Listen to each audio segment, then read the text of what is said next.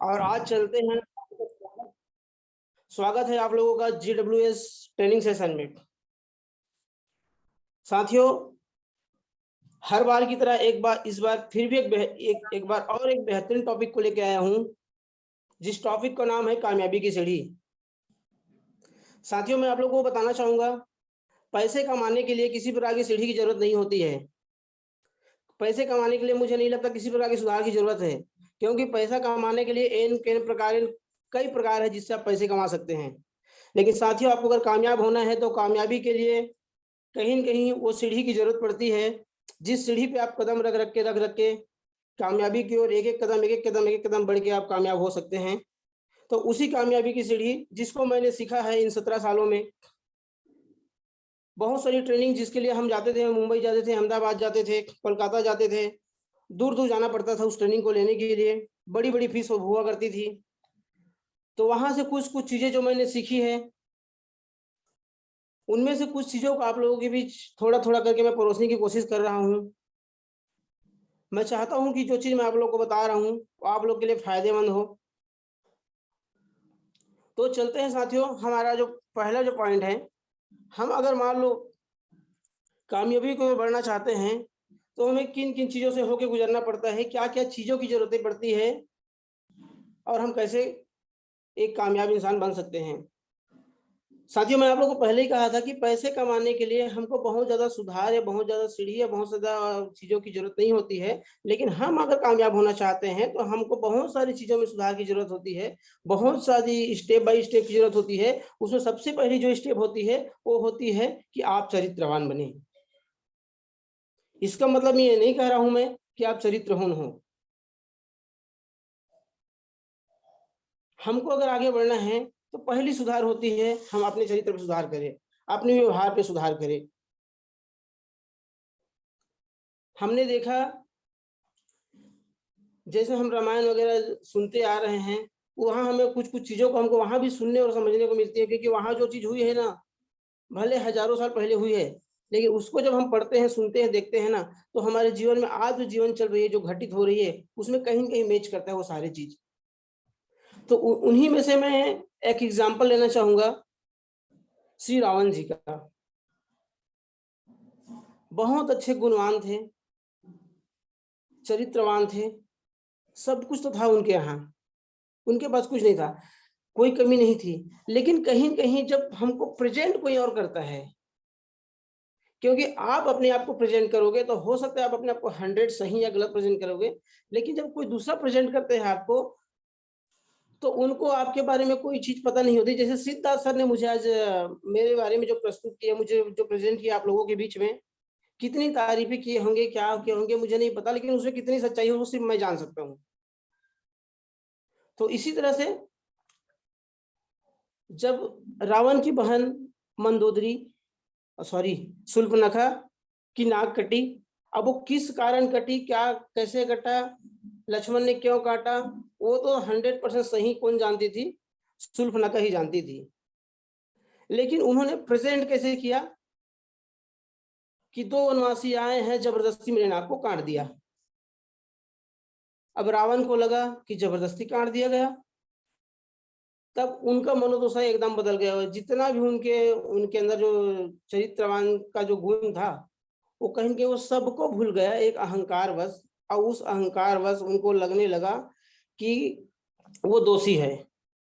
और बस इतना शूर्पणखा के उतने छोटी-सी बातों से, छोटी-सी प्रेज़ेंट करने का जो गलत तरीका था, सिर्फ़ उसी की वजह से वो इतना बड़ा गलती कर बैठा।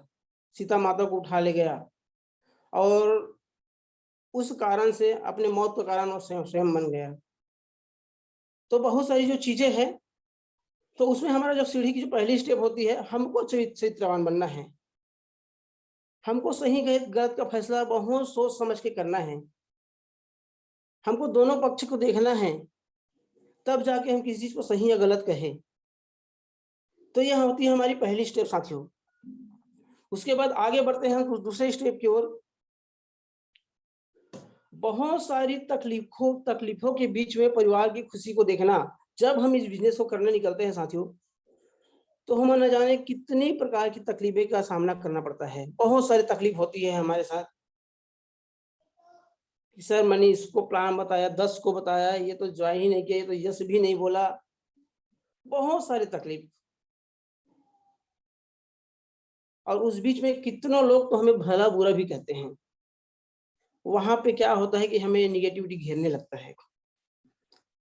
मैं एक चीज़ बता दूँ आपको, ऐसा कोई काम है यार जिसमें हमको हर लोग हाँ बोल सके।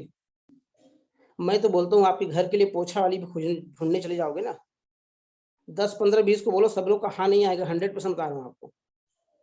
हर लोग का हाँ नहीं आएगा। उसमें हो सकता है 2, 4, 5 आएगा। रेशियो तो हर सभी जगह सेम काम करती है साथियों। तो और बहुत सारी चीज़ें फील्ड के दौरान हमें इतनी कठिनाई, इतनी तकलीफ, इतनी नेगेटिविटी आती है कि हमें लगता है कि यार अब तो छोड़ दे, ये काम अब तो छोड़ दे। लेकिन साथियों उस समय आपको क्या करना है, उन तकलीफों के बीच में अपने परिवार की खुशी को देखना है। अपने परिवार की खुशी को देखना है कि मैं यहाँ से अगर मैं इसको कर गया, तो मैं क्या पा सकता हूँ। उस खुशी में आप कुछ भी बना सकते हैं कि मुझे रिवाइवल ही क्यों करना है, मैं रिवाइवल क्यों कर रहा हूँ। तो उसमें बहुत सारी चीज़ें निकल के आ सकती है। उसमें ये भी ऐड कर सकते हो कि अब तक मैं अपने माँ-बाप को जो खुशी नहीं दिया हूँ, उस खुशी को अब यहाँ से दूँगा। परिवार के लिए वो खुशी को आप चाहे तो देख सकते हैं। आप ये भी देख सकते हैं कि मैं अपनी पत्नी की सारी सपनों को मैं पूरा करूँ, ये भी देख सकते हैं। ये भी आप सोच सकते हैं कि मेरे बच्चे, मेरे बेटे, मेरा बेटा, मेरी बेटी जो भी है, अगर मेरा बेटा है, एक अच्छा समाज सेवक बनाऊँ उसको मैं। गाँव में, प्रदेश में, देश में एक सम्मानित व्यक्ति बनाऊँ उसको मैं। इस तरह से आप उस खुशी को महसूस कर सकते हैं। जब-जब आपको तकलीफ आती है, तो इस खुशी को आपको देखना है कि मैं इस चीज़ को कर रहा हूँ, इससे मुझे क्या-क्या चीज़ मिल सकती है। क्या इसके अलावा बाहर की दुनिया में मैं काम करूँ, तो वो खुशी मैं परिवार को देना चाहता हूँ, क्या मैं उसको दे सकता हूँ? इस चीज़ों को आपको महसूस करना है दोस्तों, जब-जब कुछ तकलीफ आपको आती है, तो आपको क्या देखना है कि मैं मेरे परिवार की खुशी के लिए काम कर रहा हूँ।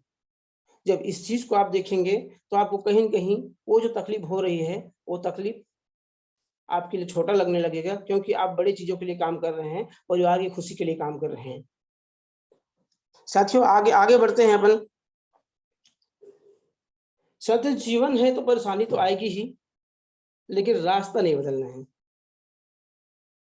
क्योंकि जीवन है, जीवन में हम किसी भी प्रकार के काम काम करें, किसी भी काम में रहे, किसी भी लाइन की फील्ड में रहे, हमारे जीवन जब तक है, जीवन में परेशानी आना ही आना है। किनके साथ परेशानी नहीं आई? इस धरती पे जिसने भी पैदा लिया, जो कामयाब हुआ, जो कामयाब नहीं हुआ, जो नॉर्मल ज़िंदगी को भी जिया, उनके साथ भी परेशानी आई हैं। सब लोगों के साथ हमारे पास इतने बड़े-बड़े एग्ज़ाम्पल हैं, क्योंकि यही सेम घटना आज जैसा समय कम है, मैं बहुत ज़्यादा एक्सप्लेन नहीं कर पाऊँगा। तो इस तरह से बहुत सारी जो घटना मेरे साथ स्वयं घटी है, जब घटना घटा, अभी मैं जस्ट लॉकडाउन की अगर बात करूँ तो मेरे साथ एक ऐसा घटना घटा कि बहुत अच्छी जीवन जीने के बाद भी लॉकडाउन में मेरा हालत थोड़ा-सा बिगड़ गया। उसके बाद मुझे थोड़ा अपने व्यापार से इधर-उधर होना पड़ा, तो मुझे कहीं न कहीं मुझे अपने आप में लगता था कि यार मैं क्या से क्या हो गया। जब मैं क्या से क्या हो गया, ऐसा मुझे लगता था, लेकिन जब मैं एकांत में बैठा तो मैं भगवान राम का जो जीवन है उसको मैंने देखा, यार दिलीप सिन्हा तू था ही क्या? और तेरा बिगड़ा ही क्या है? सोच उसके बारे में, जो राजा थे राजा, और उनको कहीं न कहीं वनवास में जीवन काटना पड़ा। यार उसके सामने तो ये परेशानी क्या है? कुछ भी नहीं है। और मैं सच बता रहा हूँ साथियों, उस जो मेरे मन में जो सोच आया ना, वो सोच मुझे और पॉजिटिव किया, नहीं यार सच में यार कुछ भी तो नहीं हुआ है। ज़बरदस्ती में परेशानी बोल रही है, परेशानी नहीं है, सही देखा जाए तो।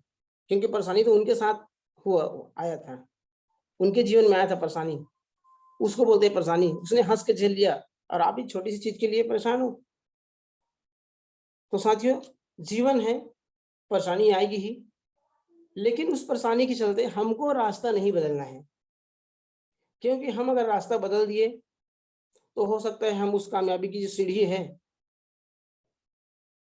उस अगर ये परेशानी जो आ रही है ना, वो एक स्टेप है, एक सीढ़ी का एक हिस्सा है, एक स्टेप है।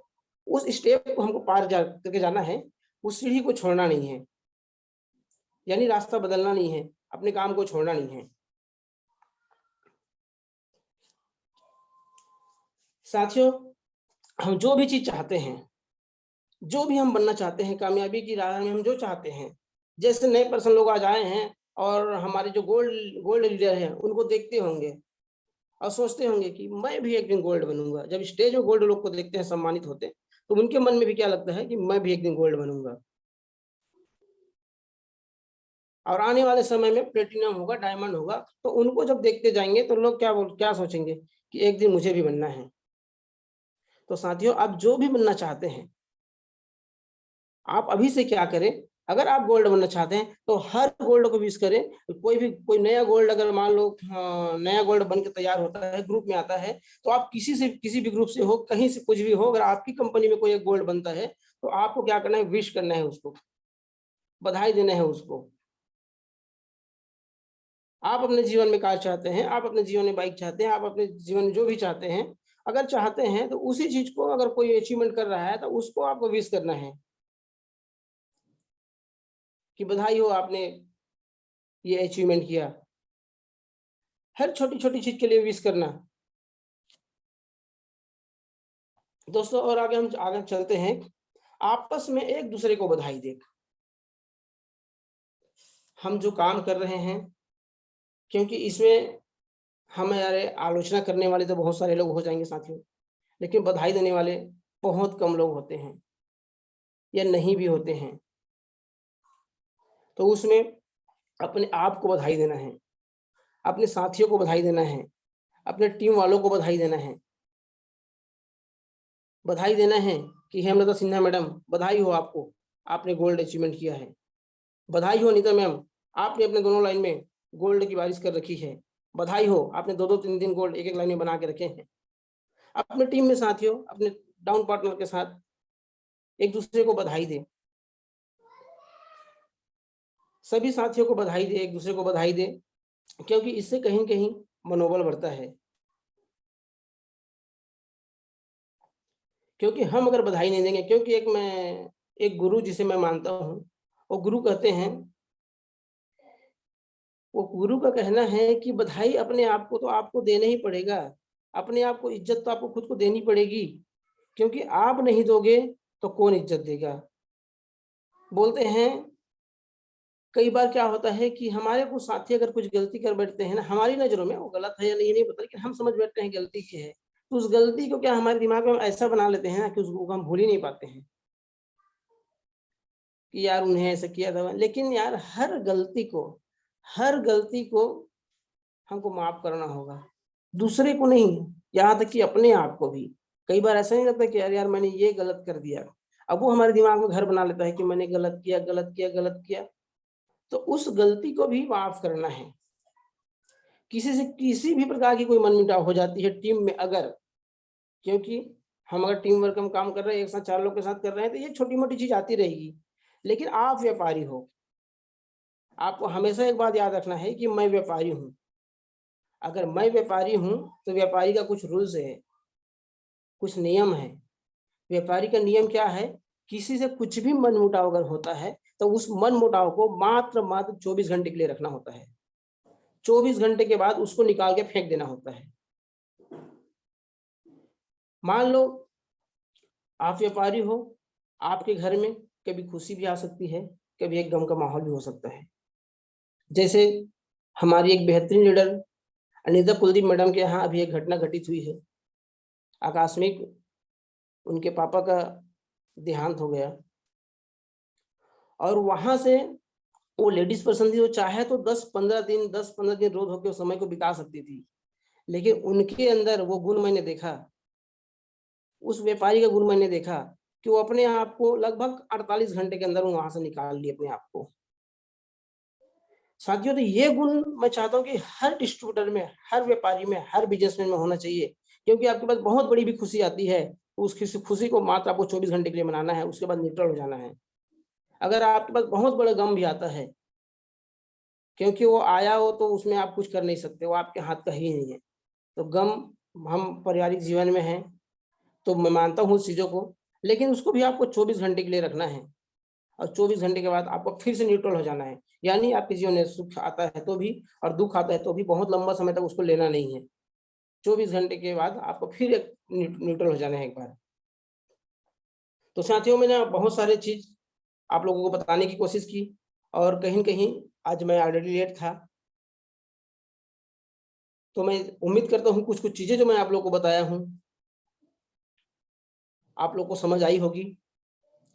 नेक्स्ट बुधवार को मैं अगली बार जब आऊँगा, तो आप लोग को मैं विश्वास दिलाता हूँ, एक बड़ी तैयारी के साथ आऊँगा और एक बेहतरीन टॉपिक के साथ आऊँगा और आप लोगों ने मेरा इंतज़ार किया और उसके बाद मुझे इतने समय तक सुने, उसके लिए मैं आप लोगों का बहुत-बहुत, बहुत-बहुत धन्यवाद कहना चाहूँगा। Thank you so much. Over to you, Siddharth sir. जी, जी।